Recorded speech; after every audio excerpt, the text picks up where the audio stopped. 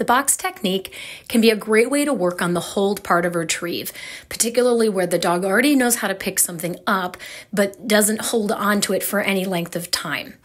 The prerequisites to use this are that the dog does know how to pick something up already, and I also make pretty heavy use of the chin rest as well.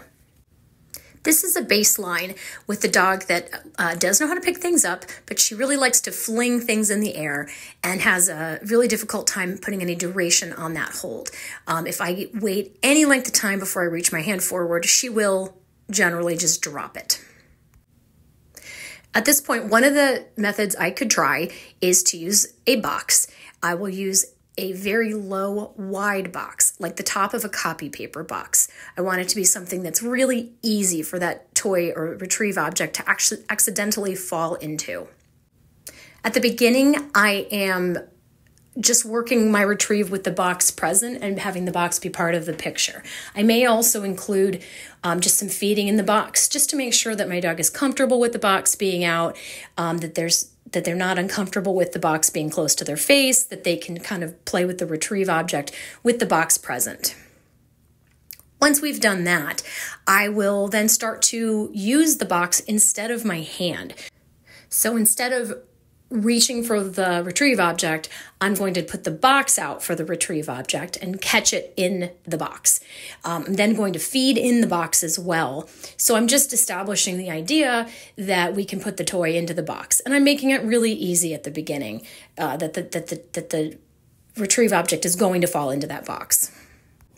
Sometimes with repetition and slow shaping, I can just add duration from this step by being a little bit slower to present the box, or to present the box slightly out of an obvious position so that the dog's working a little bit to land the object into the box.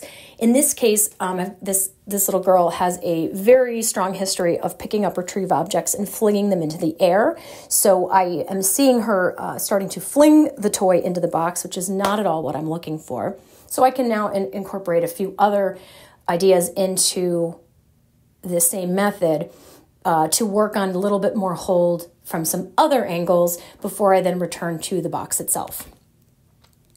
One of the things I'll work on is a chin rest and making sure that I have some duration on the chin rest. I find this is very important to build the idea that they're going to come toward me and have stillness.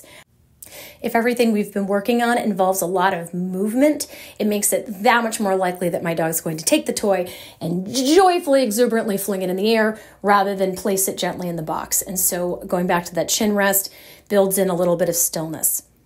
In some cases, I can also then transfer the chin rest to the box. If I establish that we come in toward the box and do a quiet chin rest on the box, I'm much less likely to have the fling into the box as one of my approaches. Now, again, with the history that I have with this particular dog, I need even more to prevent that flinging action. So I'm going to go to a strategy of backing up and having her bring me the toy at a greater distance, with the idea that she probably will hang on to it to bring it to me if she's walking. And in this case, her learning history is she will retrieve balls and things, and so she will certainly move with objects in her mouth. And so by doing a few steps of backing up and asking her to hold it just for a couple of seconds while she's moving, I can actually build some duration that way. Then I have an additional way I can work on some duration, which is to ask her to put it to my hand, but follow it up with a chin rest. So I'm asking for, give me the toy. She's basically dropping the toy in my hand, but then I'm asking her to chin rest while I'm holding the toy in my hand, so that we're building the idea that she brings it to me and holds still, again, as opposed to bringing it to me and dropping it or flinging it. So we did several repetitions of that.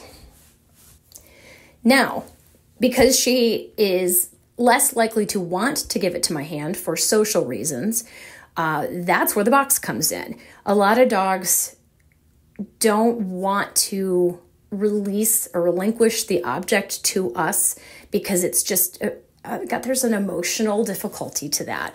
And so now I can switch the box back in because the box feels more like a neutral behavior than passing me the object. So now that I've warmed up some of these other approaches, I can bring the box back in. And when I now delay offering the box, I ask her to pick up the object and then offer the box with a delay, she's able now to start holding it for longer periods of time. So with some more repetitions of that, I'm starting to get 1 to 2 seconds, which is a pretty big improvement from what I'd had before, using a bunch of different tactics, but incorporating that box to get a little bit longer hold.